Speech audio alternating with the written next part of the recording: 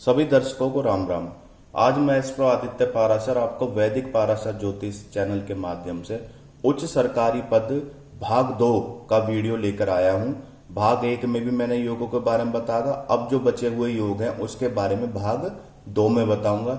यह योग आपका लगन कुंडली के माध्यम से तो बनेगा, परंतु ये वर्ष फल के माध्यम से कभी भी किसी भी वर्ष में बन के व्यक्ति के उच्च सरकारी पद को प्राप्त करवा सकता है।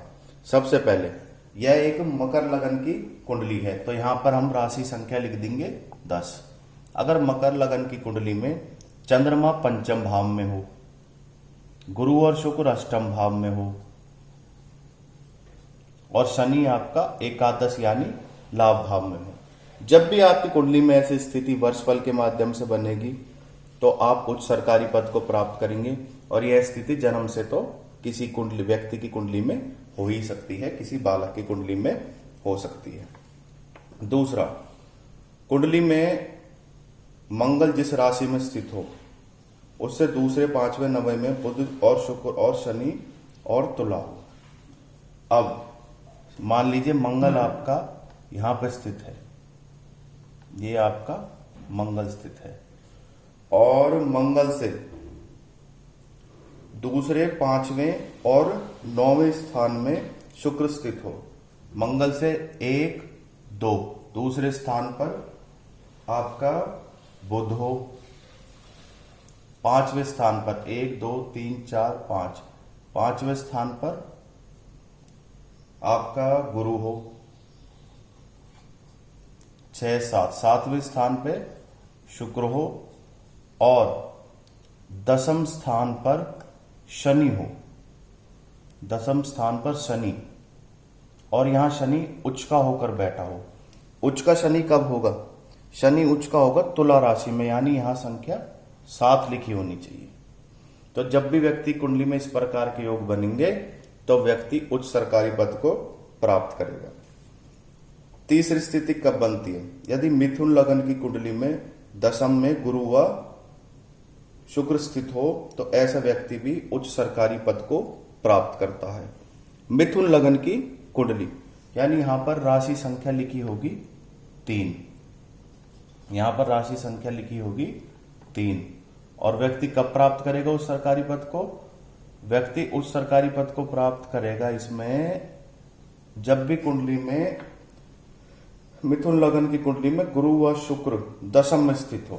यहां पर गुरु व शुक्र अगर एक साथ आएंगे राशि परिवर्तन के माध्यम से, वर्ष फल के माध्यम से, अगर गुरु और शुक्र अगर जन्म से होंगे तो उसको उच्च सरकारी पद प्राप्त करने से कोई नहीं रोक सकता।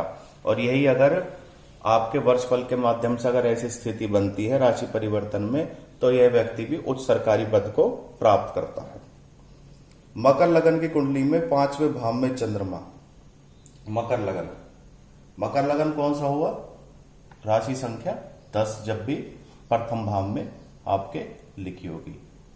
मकर लगन की कुंडली में पंचम भाव में तो चंद्रमा आ गया आपका और लगन में बुध व शुक्र हो, लगन में बुध और शुक्र हो और 9वें भाव में गुरु हो। जब भी आपकी कुंडली में ऐसी स्थिति बने कभी भी तो आप समझ लेना उच्च सरकारी पद को प्राप्त करोगे। अब सूत्र इसमें बहुत हैं तो और सूत्रों के बारे में बात करते हैं।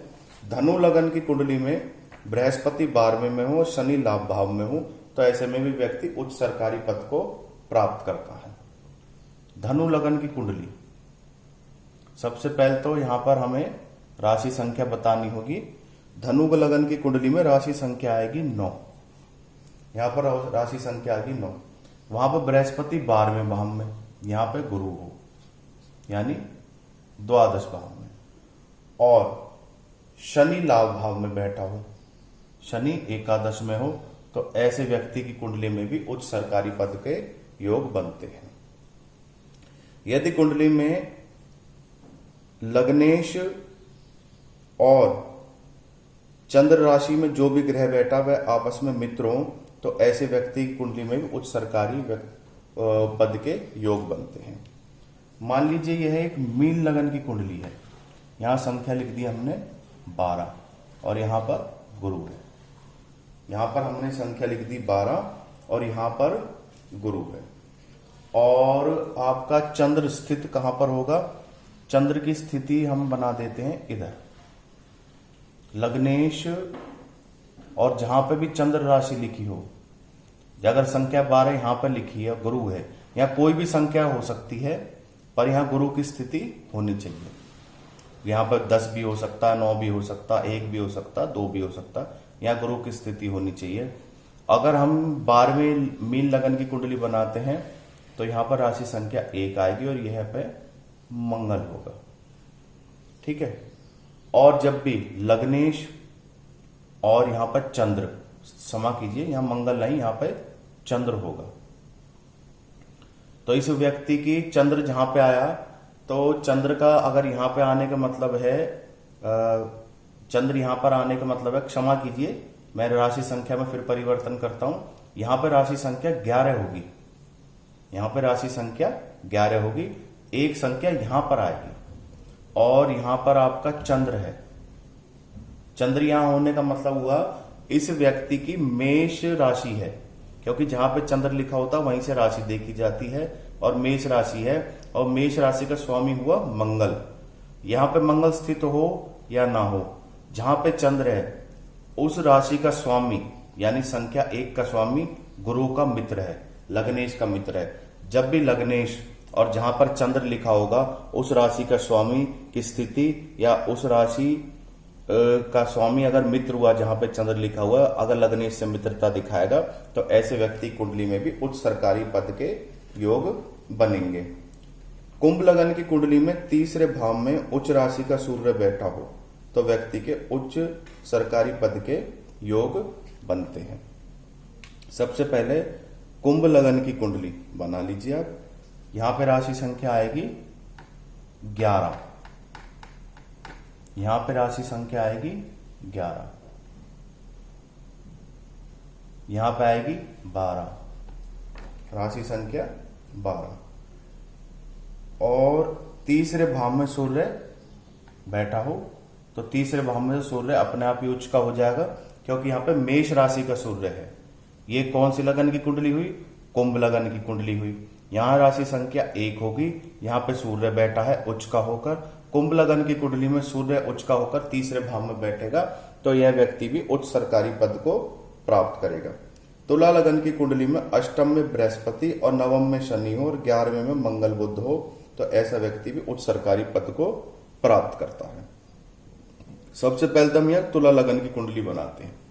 यहां पर आएगी राशि संख्या 7, यहां पर राशि संख्या 7 आएगी।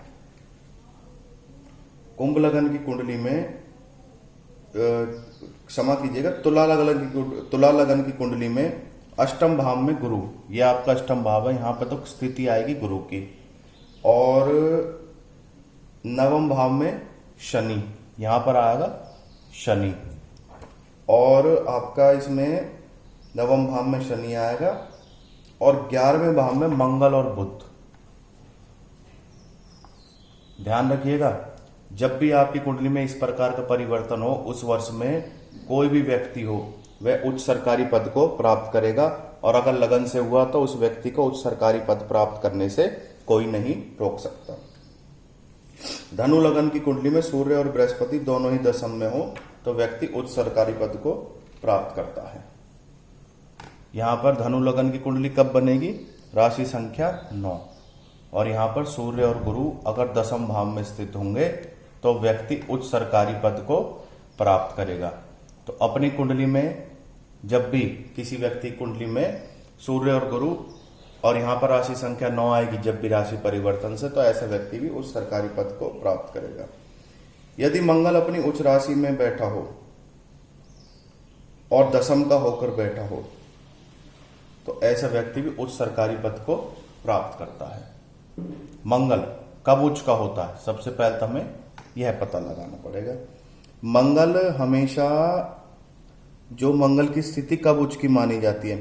मंगल मकर राशि में उच्च का होता है, मंगल मकर राशि में उच्च का होता है। यहां पर राशि संख्या लिख देंगे हम 10, और यहां पर मंगल उच्च का होकर दशम भाव में बैठा है। देखिए, ध्यान से देखिए इस कुंडली को। यह कुंडली मेष लगन की कुंडली है। यहाँ पर प्रथम राशि आएगी और इसका सीधा लग्नेश से भी संबंध हो जाएगा क्योंकि यह मेष लगन की कुंडली है। और दशम का यानी मकर राशि का मंगल उच्च का होकर दशम भाव में बैठा है, तो ऐसा व्यक्ति भी उच्च सरकारी पद को प्राप्त करता है। कुंडली में जितनी अच्छी स्थिति सूर्य, मंगल, बुध, बृहस्पति और शनि की होगी, व्यक्ति उच्च सरकारी पद को प्राप्त करता है। कहने का मतलब है, जब भी सूर्य, मंगल, चंद्र, गुरु और शनि, इन ग्रहों की स्थिति जितनी अच्छी होगी, व्यक्ति उच्च सरकारी पद को प्राप्त करता है। जैसे मान लीजिए यहाँ पे राशि संख्या 1 लिखी है और यहाँ पे सूर्य और मंगल दोनों एक साथ बैठे हैं। सूर्य उच्च का होकर बैठा, मंगल अपनी राशि का स्वामी होकर बैठा है, तो ऐसा व्यक्ति भी उच्च सरकारी पद को प्राप्त करता है। तो यह मैंने आपको ग्रहों की स्थिति के हिसाब से बनाया, जो आपकी कुंडली में वर्षफल के माध्यम से भी प्राप्त हो सकती है। और लगन कुंडली से तो यह स्थिति बनेगी।